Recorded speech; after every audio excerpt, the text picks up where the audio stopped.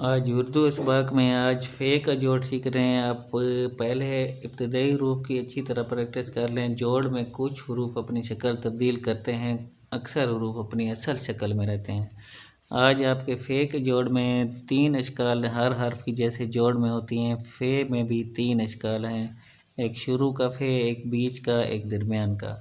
आप गौर से देखें कि ये शुरू के फ़े की शक्ल बिल्कुल तब्दील नहीं हो रही, लेकिन बीच वाले और दरमियानी की शक्ल तब्दील हो रही है। ये चीज़ आप गौर से देखें कि आपने नोक से डालनी है। जिस तरह काफ अपने जोड़ में नोक से डालना है, इसी तरह फ़े भी।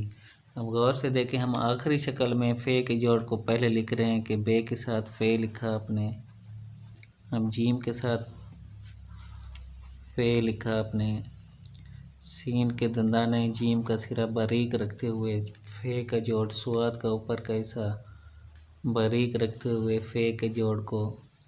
अब लाम काफ वगैरह, ये लाम भी इसी तरह, काफ भी यही बन गया।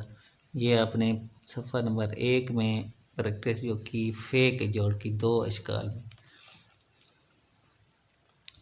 अब यहाँ आपने आखिरी शक्ल को बरकरार रखते हुए हम लफ्ज़ 2 के 3 जोड़ बनाते हैं। जैसे सीन के बीच में ये मिलाया तो बीच का दंदाना थोड़ा सा बड़ा करके आपने लिख दिया, जैसे सैफ।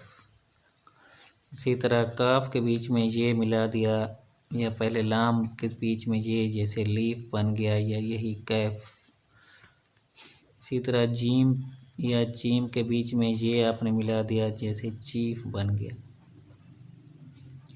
अब बे के बीच में ये मिला दिया तो बे की शक्ल सीधी होती है 2 अशकाल में, लेकिन 3 होते हैं तो 3 की शक्ल में ये ज़रा गोल हो जाती है और बारीक ज़्यादा। ये आपने फ़े के जोड़ का सफ़ा नंबर 2 लिख दिया।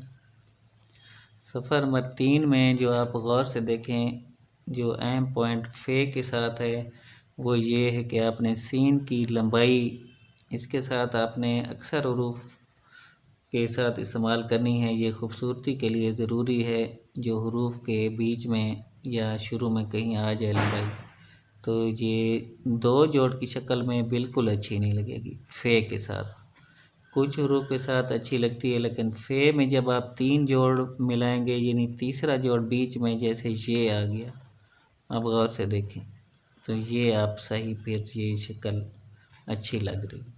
यही चीज़ गोलाई के साथ यानी डायरेक्ट नहीं मिलानी, ये चीज़ आपने बारीकी के साथ ये खूबसूरती बनाती है।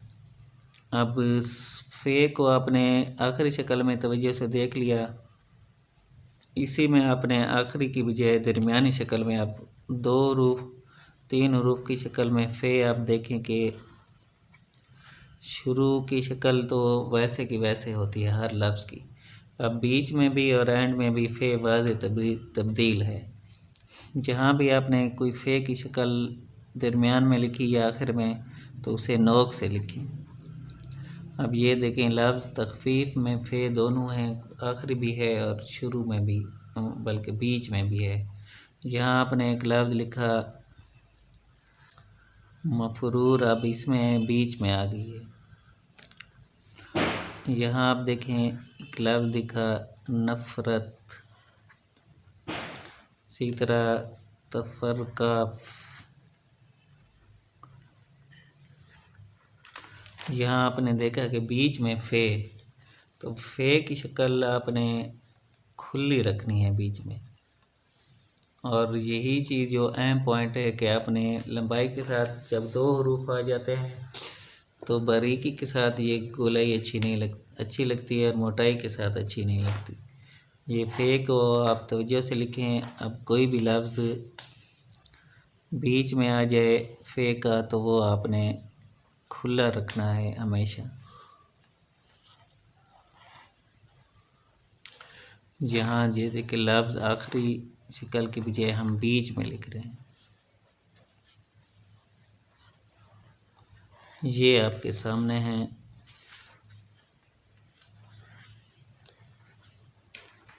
ये आप प्रैक्टिस करें, हमारे व्हाट्सएप नंबर पर लाजमी भेजें, ताकि इस्लाह के लिए आपको मज़ीद बेहतर रिज़ल्ट मिले और आपके इम्तिहानात में बेहतर आपको कामयाबी मिले। अल्लाह आपको कामयाब करे। अल्लाह हाफिज़।